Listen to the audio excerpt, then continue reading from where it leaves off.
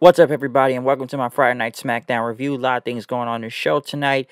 As the road to WrestleMania continues, what do we have going on in the show tonight for SmackDown? I should say the fallout from the Royal Rumble last Sunday. Before we did kick off the show, though, they did have a memorial graphic for Butch Reed, the Natural, who unfortunately died today at the age of 66.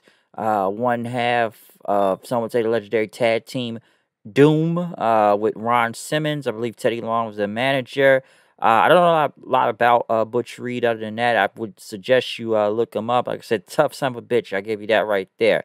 So, yeah, RIP to Butch Reed. But we did kick off the show other than both Royal Rumble winners with a couple of video packages and whatnot. We kicked it off with Roman Reigns, Jey Uso, who was back, and Paul Heyman. I don't really know what happened to Jey Uso. I think he got hurt or something. I heard he had an injury. I don't know why he was gone because he just kind of disappeared, and I kind of wonder where he was at. I thought I would have seen him on Sunday, and I thought he was going to be in the Rumble, but I believe he was injured or something was going on with Jey Uso. But Jey Uso was back. Reigns came into the ring, and he talked about, he's not big on the past, but he said he beat Kevin Owens, and he said he's a man of his word, and that you will not see him around at this point. But now it's time to talk about the future. And the future is Edge because he won the Royal Rumble. But who's the main event around here, huh? Yeah, who is the main event?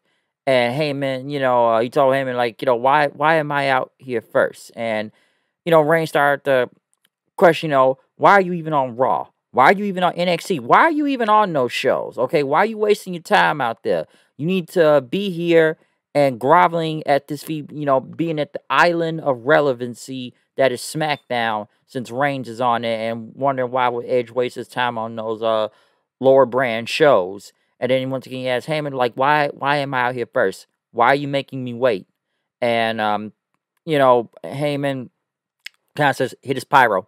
Hit his music, hit something, okay? Just do it. Because Reigns was pissed off. He says, play his music, do something. But Reigns said, Edge is not there. And, Edge must think I'm a fool or something. And, does he want to play games or something? I'm not a man. Do I look like a guy that likes to play, like the way and play games? And then Reigns, why would you play games with me?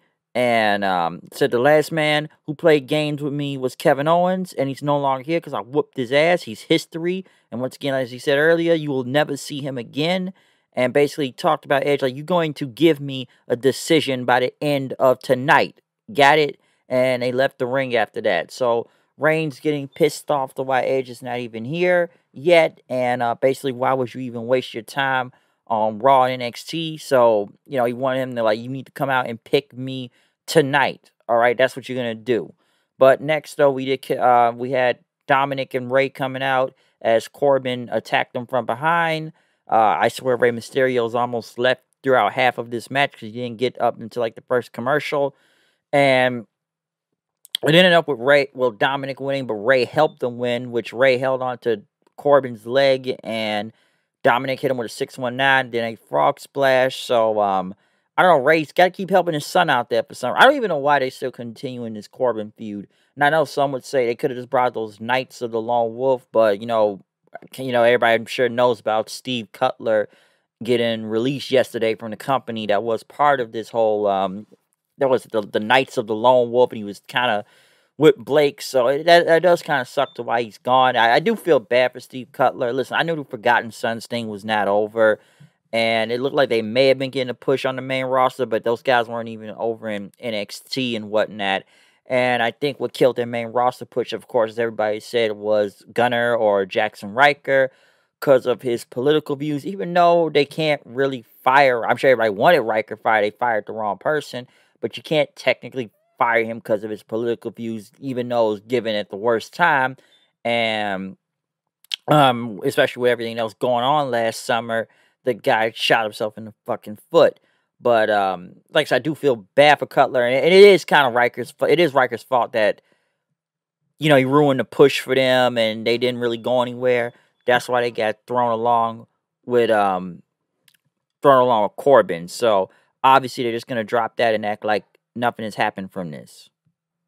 But yeah, I don't really need to see Corbin and Mysterio, not Mysterio, well, Dominic Mysterio, I should say, again. I just don't need to see this Corbin versus Mysterio family in general. I'm sure people are going to say, whatever happened to Murphy? How about this? Since Blake is by himself now, why don't you just bring back Blake and Murphy? That was a team at one point in time in NXT. You might as well do that because I don't even know what happened to Murphy nowadays. So, like I said last week, whatever happened to him was just kind of whatever, I should say. Next, though, they did interview Big E in the back as he talked about his Intercontinental title match tonight in a triple threat match. Basically, all of my life I has to fight. You get, we fucked. I'm not gonna sing the song. I'm gonna add and listen to it in a while. You fucked up, homie. We fucked up. We gonna be all right. I know what he was saying. No, we gonna be all right. Next, we did get Daniel Bryan and Cesaro again. I've seen this match before, and it was a good match. A little bit less time this time. Now, I do know that what's about the whole Cesaro. Apparently, that his contract is coming up by the end of WrestleMania or after WrestleMania. So I'm sure people are now speculating, is he still going to be here? And that's kind of what I've heard since yesterday. I haven't really heard anything different until now, but I don't know. Is Cesaro going somewhere after this, or will he resign with the company? I just know his contract is coming up by Mania. But Cesaro and Bryan was okay for the time it was. I know Bryan did that whole stomp on the head thing, and like he cut his head and cut the back of Cesaro's head and whatnot. But Cesaro did the swing, and then he went with a sharp shooter, and then him and Bryan had a fist bump. Then so could Cesaro be going face? I don't really know. I know Bryan's been putting over a lot of guys lately and whatnot. I just want to know where this is going to lead to. So we'll see if something happens for Cesaro in this singles push, if it goes somewhere, or if he's still in this company by after WrestleMania. So I'm not really sure. Next, they talked to Bianca Belair, basically showing footage of her mom and dad celebrating when they saw her win the Royal Rumble last Sunday, and she basically talked about, at WrestleMania, she's going to decide which champion is she going to face. But next, we had Bayley win against Ruby Riott. Of course, Billie Kay is on commentary, trying to see if she could join with whoever and giving out headshots. Not much I could say about this match. Bayley won with her role model finish. So, yeah, Bayley got the win right here. Next, Bianca Belair did come out, though. Basically, talk about how she won the Royal Rumble. And, she has a choice either she could face Asuka or she could go for Sasha Banks. But before she could say anything else, Reginald came out and says you need to rethink your decision. I suggest you don't choose Sasha because you can't beat Sasha.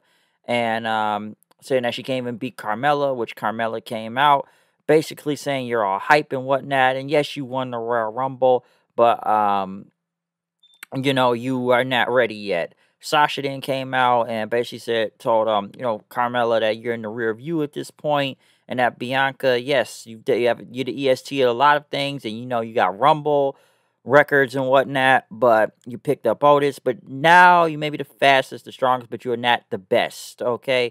And that you do not have the women's championship, so yeah, you're not there yet.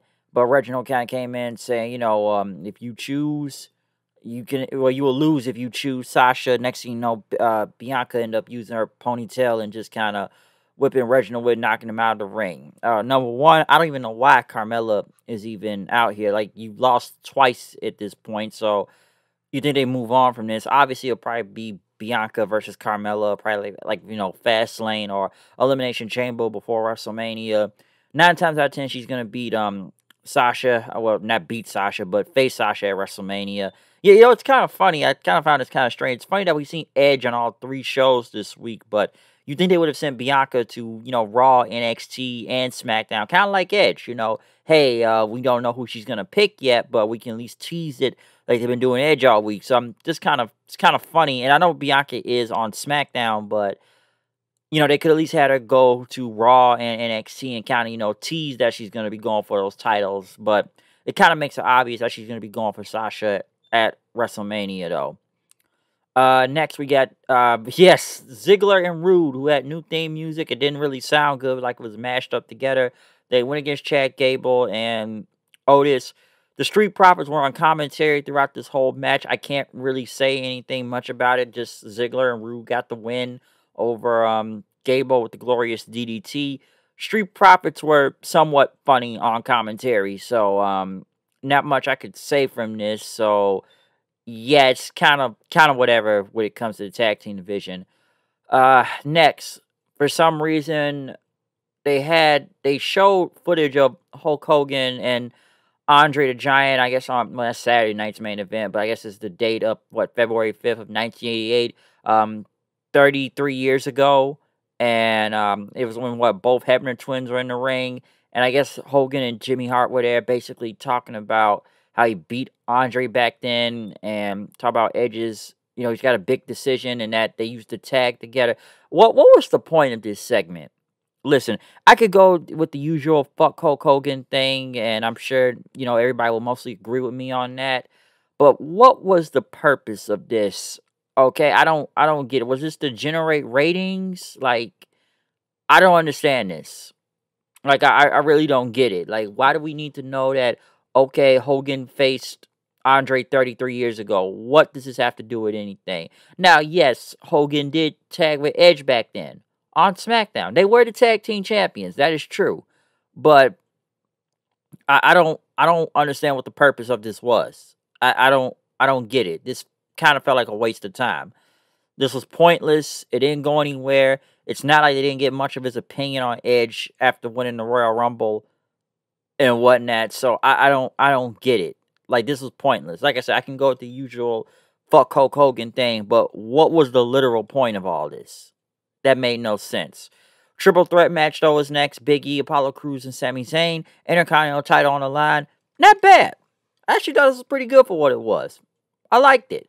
I did like the finish. Crews throwing Sami Zayn to the timekeeper's area, which he kind of came back in the ring, and then Big E at the big ending on him. I like that moonsault he did off the apron also too. So that wasn't a bad match. But Big E, of course, ended up retaining. So there you go. Edge came out then, basically talking about how he had to rehab for 7 months before he could come back, and he was dreaming all the time, and he dreamed of winning the Royal Rumble and main event in WrestleMania. And, people have been questioning him, like, are you going to choose Drew McIntyre? Are you going to choose Finn Balor? Are you going to choose Roman Reigns? Who are you going to choose at WrestleMania? He's got a lot of different answers from friends, family, even some guy named John, which, he met on the street. Nice guy, though, he said. But before he can even say anything else, Roman Reigns came out. Of course, yeah, Heyman and Jey Uso.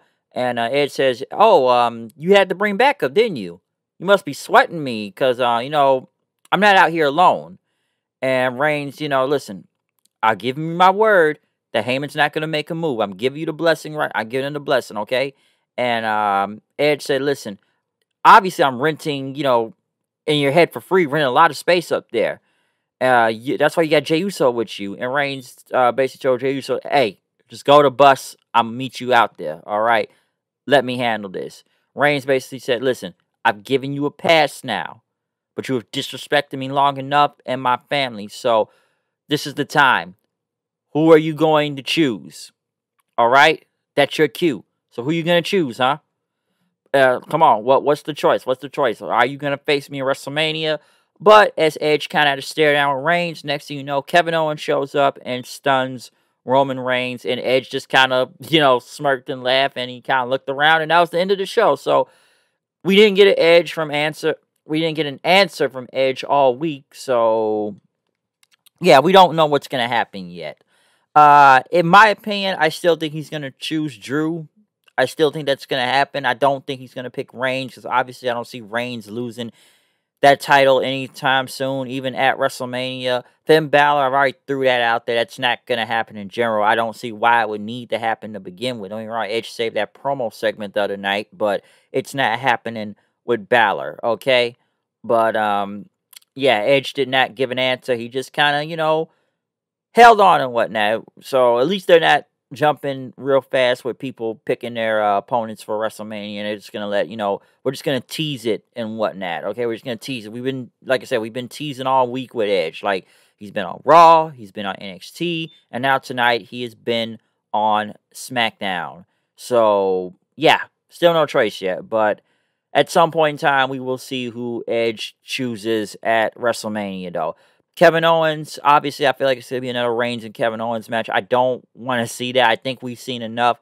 I'm like, man, Kevin Owens, he just keeps coming back. I actually thought he was going to be gone after tonight, but no, he's back again. So I'm sure we will get another match next week. Not for the title, but obviously they want to keep continuing this feud because I don't know who else you can throw against Roman right now other than Kevin Owens. But then I've said it myself, how many times do we have to see Kevin Owens get his ass kicked the majority of the times until they move on to something else. So I'm not really sure. But other than that, though, comment, subscribe, follow me on Twitter at HoodedKnight890.